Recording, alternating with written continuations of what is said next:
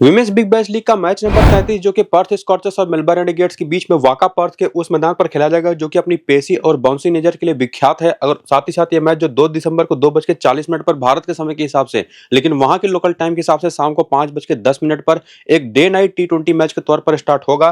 तब तक आते आते यहाँ तक दोनों टीमों ने कुल टोटल 8-8 मुकाबले खेल रखे हैं और दोनों टीमों ने 4-4 मुकाबले जीते हैं, 4-4 हारे भी हैं और अपने पिछला मुकाबला भी दोनों टीमें हार करके यहाँ पर पहुंची हैं। लेकिन पर्थ का यह मैदान जो कि पर्थ स्कॉचर्स का अपना होम ग्राउंड है, तो क्या पर्थ स्कॉचर्स की टीम अपने 5वां जीत दर्ज कर पाएगी या मेलबर्न रेनेगेड्स की टीम इनको हरा देगी? उसका तो आंसर इस वीडियो के अंदर आपको मिलेगा ही। साथ ही साथ दोनों टीमों की तरफ से बेस्ट ऑप्शंस कौन सी हैं जो कि फिक्स प्लेयर के तौर पर हमारे टीम में होनी ही चाहिए मैक्सिमम टीमों में, और साथ ही साथ कौन से ऐसे डिफरेंशियल पिक्स हैं जिनको किसी स्पेसिफिक कंडीशन में हमको अपनी टीम में लेकर के आना है, सबका क्लियर आंसर इस पूरे वीडियो को देखने के बाद आपको मिल जाएगा। लेकिन शुरुआत हम करेंगे यहाँ पर पिच रिपोर्ट से, इस वाका पर्थ के मैदान के बारे में जानने की कोशिश करेंगे। सबसे पहले तो देखें तो 2 मुकाबले इसी सीजन के पर्थ के इसी मैदान पर खेले जा चुके हैं, जिसमें एक मैच हुआ था 9 नवंबर को 2025, डे मैच था ये, दिन का मुकाबला, जबकि एक और मैच 22 नवंबर को हुआ था, ये भी दिन का मुकाबला था, जहां पर पहले मैच में पर्थ स्कॉचर्स ने पहले बैटिंग करते हुए 109 रन बनाए 10 विकेट के नुकसान पर, यानी कि टीम ऑल आउट हो गई। पहले 4 ओवर में 27 के स्कोर पर 1 विकेट गिरा और उसके बाद लिटरल एक कोलैप्स हुआ बैटिंग में, और उसके बाद सिडनी सिक्सर की टीम ने बहुत ही आसानी से 112 रन बना करके बिना कोई विकेट गंवाए स्कोर को चेज किया और मैच को आसानी से जीत लिया। पहली इनिंग में 4 विकेट पेस और 5 विकेट स्पिन को मिली, सेकंड इनिंग में तो विकेट गिरा नहीं। लेकिन वहीं पर सेकंड मैच में जाकर के देखें तो 159 का स्कोर जो पर्थ स्कॉचर्स ने पहले बैटिंग करते हुए बनाया था वो भी ऑलमोस्ट चेज हो ही गया था, लेकिन एडिलेड स्ट्राइकर की टीम केवल 158 रन बना करके ऑल आउट हो गई, यानी कि 1 रन से मैच को हारी। दोनों इनिंग का पावर प्ले अगर आप देखें तो पहली इनिंग के कंपैरिजन में सेकंड इनिंग का पावर प्ले ना सिर्फ पहले मैच में बल्कि सेकंड मैच में भी काफी बेहतर दिखाई पड़ा, जबकि ये दिन का भी मैच था। और आज भले ही डे नाइट एक मैच ये हो, लेकिन वेदर फोरकास्ट जो हमको बताता है कि दिन भर आसमान पर थोड़े बहुत बादल बने रहेंगे, तो एक जो वेदर में टेम्परेचर ड्रॉप होगा, नमी रहेगी हवा के अंदर, वो आज के मैच के दौरान भी कुछ इसी तरीके की कंडीशन बनाएगी कि शुरुआती पावर प्ले के जो ओवर्स होंगे वो किसी भी बैटिंग टीम के लिए उतने बेहतर होंगे नहीं। अब चूंकि ये डे मैच था तो सेकेंड इनिंग का पावर प्ले तो काफी बेहतर रहा, लेकिन आज डे नाइट मैच है, ये भी ध्यान रखिएगा, क्योंकि सेकेंड इनिंग के दौरान जब फ्लड लाइट्स जलेंगी और रात होने के दौरान टेम्परेचर और भी ड्रॉप करेगा ना, तो सेकेंड इनिंग का पावर प्ले भी आज के इस मैच में उतना आसान होने वाला है नहीं जितना पिछले दोनों मैचेस में देखा आपने। लेकिन जैसा वेदर दिखा रहा है फोरकास्ट में, उससे उम्मीद यही है कि जो टीम यहां पर टॉस जीतेगी वो पहले फील्डिंग करने की ही कोशिश करेगी। फिलहाल तो पिछले अगर आप देखें 11 मैचेस में तो रिजल्ट्स तो पहले बैटिंग करने वाली टीमों के पक्ष में यहां पर जाता है। 11 में से 8 मुकाबले पहले बैटिंग करने वाली टीमें जीती हैं, जिसमें पिछले जो 4 मुकाबले हुए हैं स्पिन को 26 और पेस को 28 विकेट मिली हैं, यानी कि पेसर्स तो इंपॉर्टेंट हैं ही, स्पिनर्स भी यहां पर पेस और बाउंस का पूरा फायदा उठाती हैं, खास करके रिस्ट स्पिनर्स यानी कि लेग स्पिनर्स यहां पर काफी इंपॉर्टेंट होती हैं। ये पिच रिपोर्ट के बारे में जानने के बाद एक बात जो और आपको जाननी रह जाएगी वो ये कि आसमान पर जो बादल रहने की संभावनाएं हैं वो कितनी ज्यादा है, मैच के शुरू होने के पहले टॉस के बाद वो बादल हैं या नहीं, पिच कैसी देखने में लग रही है, उसका कोई अपडेट आएगा तो आपको मैं टेलीग्राम और व्हाट्सएप चैनल पर बता दूंगा। अपनी फाइनल टीम भी आपको टेलीग्राम व्हाट्सएप पर दे दूंगा, तो दोनों को जाकर के ज्वाइन करिए। लिंक आपको इसी वीडियो के डिस्क्रिप्शन में और कमेंट बॉक्स में जो पिन किया हुआ कमेंट है वहां पर देखने को मिल जाएगा नीचे, जल्दी से जाकर के लिंक्स को क्लिक करके ज्वाइन हो जाइए। फिलहाल ये है आपके सामने पर्थ स्कॉचर्स की टीम की चिरपरिचित बैटिंग ऑर्डर और प्लेइंग 11 जो लगातार पिछले कुछ मैचेस से खेल रही है। सेकंड लास्ट मैच में थोड़ा सा इन्होंने चेंज किया था बैटिंग ऑर्डर में, लेकिन आपको मैंने पिछले वाले वीडियो में बताया था कि फिर से ये लोग अपने पुराने बैटिंग ऑर्डर पर आ जाएंगे, जो कि हुआ भी। केटी मैक और बेथ मूनी ने ओपन किया, मैडी डार्क नंबर 3 पर आई, उसके बाद Sophie Devine, Paige Scholefield, Amy Edgar और फ्रिया कैंप, और उसके बाद यहाँ पर नीचे इनकी बॉलर्स, और इसमें कौन कितनी इंपॉर्टेंट है उसके बारे में जानने से पहले अगर आप बेंच के प्लेयर्स को देख लें और बॉलर्स की इंपॉर्टेंस को जानने के लिए उनके पिछले मैच में किए गए ओवर्स को देखें, तो Chloe Ainsworth, Sophie Devine, Amy Edgar, Alana King और लिली मिल्स, ये इनकी 5 बॉलर हैं। रूबी स्ट्रेंज को अभी छोड़ दीजिए, रूबी स्ट्रेंज आपको ना 1 या 2 ओवर करते दिखाई पड़ेंगे मिडिल में आकर के, और उसी में अगर इनको विकेट मिल गया तब तो जाकर के तीसरा ओवर करेंगे, वरना इनसे ओवर कराया नहीं जाएगा। और बाकी जो क्लोई एंसवर्थ है, सोफी डिवाइन है, एमी एडगर है, एलाना किंग है और साथ ही साथ लिली मिल्स है, ये मिनिमम से मिनिमम 3-3 ओवर की बॉलिंग करते आपको दिखाई पड़ेंगी। ये जो बाकी के 5 बॉलर है यानी कि 16-17 ओवर आपको ये करके दे देंगी, कोई तो 4 ओवर भी करेगा। पिछले मैच में फिलहाल अगर आप देखें तो क्लोई एंसवर्थ ने पहला, तीसरा, 5वां, 15वां ओवर किया, और जनरली ये 3 ओवर 2 ओवर पावर प्ले के, 1 मिडिल में 1 डेथ में करते भी हैं। और सिमिलरली सोफी डिवाइन के नंबर ऑफ ओवर्स देख लीजिए, लीजिए। उसी तरह से रूबी स्ट्रेंज के एमी एडगर ने 7वां 14वां 18वां 20वां यानी कि डेथ के अराउंड इन्होंने 3 ओवर करे। और उसके बाद एलाना किंग के 8वां 11वां 16वां और लिली मिल्स के भी नंबर ऑफ ओवर्स आप देखें तो 2 ओवर इन्होंने भी डेथ के किए। तो दोनों जो ऑफ स्पिनर्स हैं ना, एमी एडगर और साथ ही साथ लिली मिल्स, वो बहुत इंपॉर्टेंट रोल फिलहाल प्ले कर रही है जब बॉलर अपनी टीम के लिए। बाकी अगर आप चाहें तो करियर के स्टैट्स भी पर्थ स्कॉर्चर्स के प्लेयर्स का देख सकते हैं, जो कि निश्चित तौर पर इंपॉर्टेंट तो हैं। अगर आप देखना चाहें, नहीं भी देखना चाहें तो आपके पास मोर देन इनफ इन्फॉर्मेशन है यहाँ पर रीसेंट फॉर्म वाले स्लाइड में, जहां पर आप देखेंगे कि जो पूरी की पूरी टीम है, और आपको मैं ये बता चुका हूं कि ये टीम 8 मुकाबले खेल करके 4 जीती है, 4 हारी है, यानी कि काफी बैलेंस सा परफॉर्मेंस रहा है। जिसमें केटी मैकना अगर आप देखें पिछले 3 मैचेस से तो बुरी तरह से फ्लॉप रही हैं। बीच में एक 79 एक 24 नाबाद एक 31 की पारी आई है, लेकिन इन पारियों में भी इनके कैचेस ड्रॉप हुए हैं, तो थोड़ी सी लकी रही हैं और इस वजह से काफी हद तक बेहतर परफॉर्मेंसेस थोड़ी बहुत दिखाई पड़ जाएंगी, वरना ये उतनी ऑप्शन अच्छी है नहीं। एक्चुअली आप इनको as a trump option try कर सकते हैं, लेकिन आज के मैच में ऐसी कंडीशंस हैं कि दोनों इनिंग का पावर प्ले इनके लिए खतरनाक रहेगा, तो बैटिंग उतना आसान होगा नहीं इनके लिए। बाकी बेथ मूनी जो बीच में तो काफी बुरी तरह से आउट ऑफ फॉर्म दिखाई पड़ी थी, शुरू में एक सेंचुरी लगाई थी, लेकिन फिर से पिछले 2 मैचेस में इन्होंने अपने फॉर्म को गेन किया और एक अब ऐसी प्लेयर बन चुके हैं जिनको आप ड्रॉप कर भी नहीं सकते। विकेट कीपिंग सेक्शन में बेस्ट ऑप्शन है। और उसके बाद आती है मैडी डार्क, ये भी एक ऐसी ऑप्शन है ना जो आप ट्रम्प ऑप्शन के तौर पर ट्राई कर सकते हैं, लेकिन ग्रैंड लीग की टीमों में, अगर आप मल्टीपल टीमों वाला कोई कॉन्टेस्ट खेल रहे हैं। जबकि केटी मैक को तो आप स्मॉल लीग में भी एज ए ट्रम्प रिस्क लेकर के लेके जा सकते हैं। इसके बाद आती है सोफी डिवाइन, इनका तो केवल नाम देखिए, सीधे टीम में ले लीजिए, कोई नंबर्स इनके देखने की जरूरत है नहीं, और वैसे भी परफॉर्मेंसेस काफी बेहतरीन रही हैं अभी तक। और इवन इस टीम की तरफ से तो कप्तान है, बस कप्तान की भी सबसे बेस्ट ऑप्शन है। और इसके साथ साथ यहाँ पर आती है पेज स्कोफील्ड, फ्रेया केम्प, 2 ऐसी प्लेयर ना जिनका बैटिंग ऑर्डर ऊपर नीचे होता आता है। कभी कभी फ्रेया केम्प आपको ऊपर आते दिखाई पड़ जाएंगी, पेज स्कोफील्ड का बैटिंग ऑर्डर नीचे हो जाएगा, तो कभी कभी वाइस एंड वर्सा होगा उसका। लेकिन ये दोनों की परफॉर्मेंसेज अगर आप देखें ना, जब भी इनको बैटिंग मिली है, खास करके पेज स्कोफील्ड को, दोनों ने काफी ठीक ठाक बैटिंग करी है अभी तक।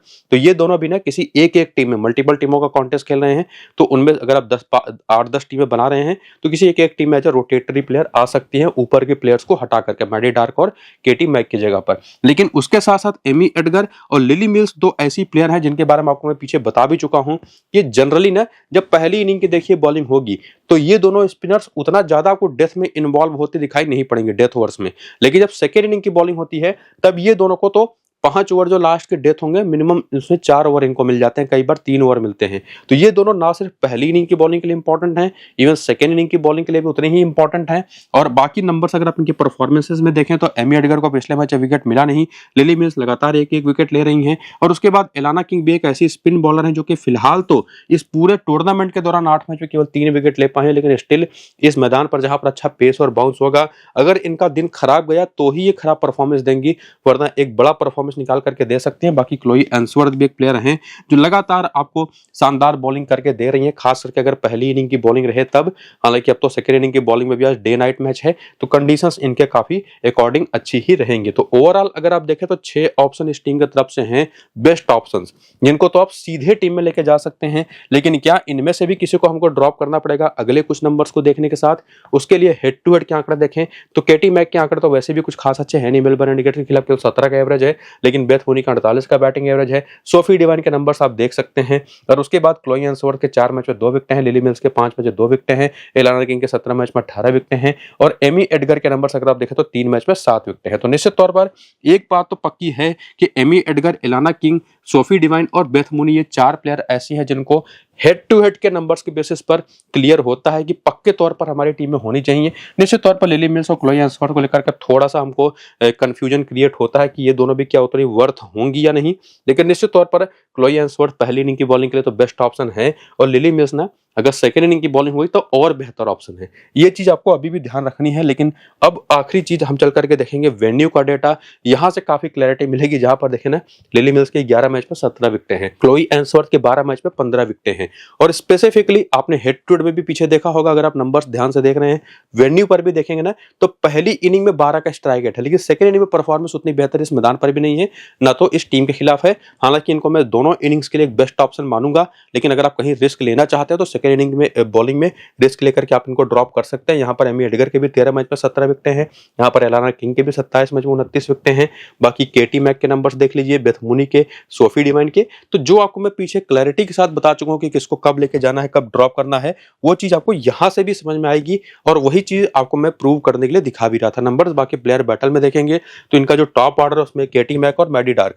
स्पिन बॉलिंग पर थोड़ा ये दोनों फंसती हैं। केटी मैक को लेफ्ट आर्म ऑर्थोडॉक्स बॉलिंग परेशान करती है, ऑफ स्पिन करती है। यहाँ पर मैडी डार्क को परेशान। और बाकी इंडिविजुअली अगर आप देखें तो Deandra Dottin, Alice Capsey, Georgia Wareham, Sarah क्वार्टर, सोफी बोलोन्यूज इनको आउट करती रही हैं केटी मैक को। और कितना आउट करती रही वो आप यहाँ पर नंबर्स में देख सकते हैं। लगभग सभी के खिलाफ आंकड़े 15 रन बना करके 2 बार, 33 रन बना करके 2 बार, 25 रन बना करके 1 बार, 11 रन बना करके 2 बार, 43 रन बना करके 4 बार सोफी बोलोन्यूज पर।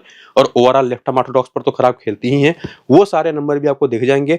बाकी बेथ मूनी की बात करें तो ये ओवरऑल अगर आप नंबर्स में जाकर के देखेंगे ना तो थोड़े से एलिस कैप्सी पर ये खराब खेली हैं, जो कि ऑफ स्पिनर हैं, ये एक लेफ्ट हैंडर हैं। बाकी बॉलरों को इन्होंने जम करके रन बनाए हैं, तो इनके आंकड़े वैसे भी आपने पीछे देखे थे हेड टू हेड में बहुत अच्छे थे। मैडी डार्क को जॉर्जिया वेयरहैम, सेरा क्वार्टर दोनों सस्ते में आउट कर चुकी हैं। बाकी पेज स्कोफील्ड, सोफी डिवाइन और फ्रेया कैंप, और इसमें भी पेज स्कोफील्ड और फ्रेया कैंप दोनों स्पिन अच्छा नहीं खेलती। और ओवरऑल इंडिविजुअली किन किन बॉलर्स पर कितना आउट होती रही है प्लेयर्स, वीडियो को रोक करके आप यहाँ पर भी जरूर देखिएगा। और वही कॉमन बॉलर्स आपको देखने को मिलेंगे, जहां पर डेंड्रा डॉटिन, सोफी बोलोन्यूज अगर खेलती है तो वो जॉर्जिया वेयरहैम और एलिस कैप्सी बहुत इंपॉर्टेंट है। टेस्ट फ्लिंटॉफ पिछला मैच खेली जरूर थी, लेकिन उनसे बॉलिंग ही नहीं कराया गया था, तो वो कितनी इंपॉर्टेंट रहेंगे उसको तो आगे हम देखने की कोशिश करेंगे। जिसमें मेलबर्न इंडिकेट्स की टीम आती है उस क्रम में हमारे सामने, जिसमें पिछले मैच में डेंड्रा डॉटिन से ओपन करा दिया गया था कर्टनी वेब के साथ। नियोमी स्टेनबर्ग को नंबर 3 पर भेज दिया इन लोगों ने। और उसके बाद एलिस कैप्सी है, जॉर्जिया वेयरहैम है, निकोल फाल्टम, टेस्ट फ्लिंटॉफ, जो कि केवल बैटिंग करते दिखाई पड़े पिछले मैच, बॉलिंग मिली नहीं उनको।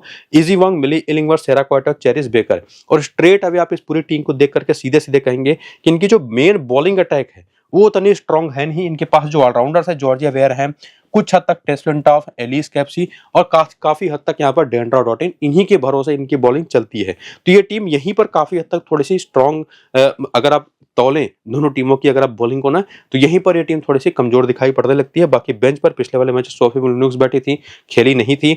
उसके बाद ये नंबर ऑफ ओवर्स पिछले मैच में जो बॉलिंग करते दिखाई पड़े, जैसे मैंने आपको बताया भी कि इनकी टीम की तरफ से ना जॉर्जिया वेयरहैम, डेंड्रा डॉटिन और एलिस कैप्सी मेजॉरिटी ओवर्स करती है, जिसमें पिछले वाले मैच में मिली इलिंगवर्थ ने बहुत अच्छी बॉलिंग करी, दूसरा, चौथा, 13वां और 19वां, और 4 ओवर इन्होंने पहली बार किए इस सीजन के अंदर। हालांकि इजी वॉन्ग ने भी 4 ओवर करे, 2 ओवर उसमें से डेथ के थे, लेकिन अच्छी खासी इनकी पिटाई हो गई। बाकी करियर के आंकड़े आपके सामने हैं, रीसेंट फॉर्म के आंकड़े अब आपके सामने, जहां पर आप देखेंगे कि पिछले 8 मैचेस में परफॉर्मेंसेस जो रही हैं आपको रेड कलर में दिखाई पड़ जाएगा। बाकी उसके आगे के भी नंबर्स हैं आपके सामने, जहां पर कर्टनी वेब शुरुआत में तो काफी बेहतर दिखाई पड़ी थी, पिछले 4 मैच बिल्कुल नहीं चली हैं। डेंड्रा डॉटिन का एक ऐसी यूटिलिटी है, हालांकि परफॉर्मेंसेस अगर आप देखें ना तो पिछले 2-3 मैचेस में बिल्कुल अच्छी नहीं आई है, लेकिन ये इनका दिन हो सकता है आज के मैच के दौरान, जो कि निश्चित तौर पर एक बैटर के तौर पर भी, एक बॉलर के तौर पर भी सबसे इंपॉर्टेंट ऑप्शन बन जाते हैं। Similarly Alice Capsey, Georgia Wareham, और इसी टीम की तरफ से अगर आप देखेंगे ना, यहाँ पर सोफी बोलोन्यूज अगर खेलती हैं आज के इस मैच में, तो ये एक फिक्स ऑप्शंस हैं जिनके आपको डेटा को भी देखने की जरूरत है नहीं, जो कि निश्चित तौर पर काफी बेहतर है, उसको ज्यादा एक्सप्लेन करने की जरूरत है नहीं। लेकिन इसी में टेस्ट फ्लिंटॉफ है, इजी वॉन्ग है, मिली इलिंगवर्थ, 3 ऐसी खिलाड़ी जिनमें से किसको लेकर के जाएं, ये कंफ्यूजन आपको हमेशा रहेगा।